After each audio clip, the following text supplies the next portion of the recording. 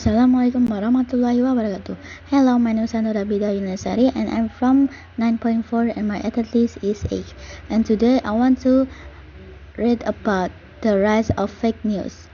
In December 2016, Edgar M. Wells drove 6 hours from his home to Washington, D.C., where he opened fire in a pizzeria with an assault rifle. He had previously read an online news story about the restaurant being the headquarters of a group of child abusers run by Hillary Clinton. He decided to investigate for himself. Fortunately, no one was hurt.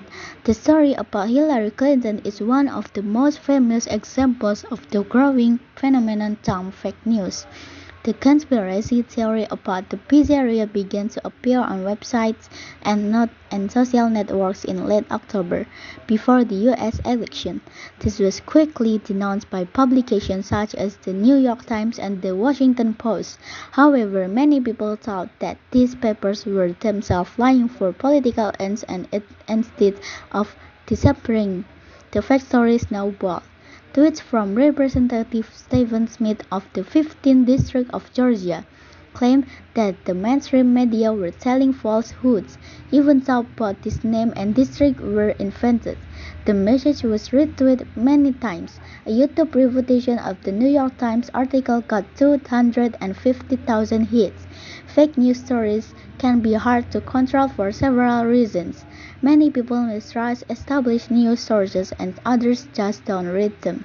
So the debunking of a fake story by a serious newspaper or TV channel has limited effect. In addition, the internet is very hard to police.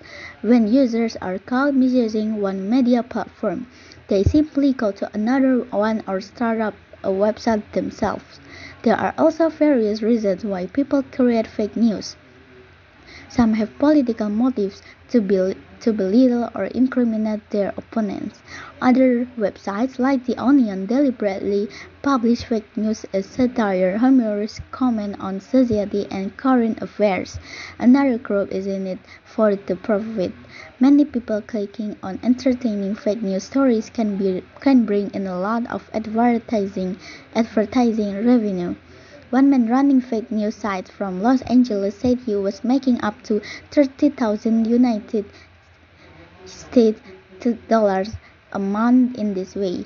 There are also those like the small-town teenagers in Macedonia who wrote fake news stories about Donald Trump, who seem to be motivated partly by money and partly by boredom. So, what can we do to stop fake news spreading? First, make sure that the websites you read are legitimate.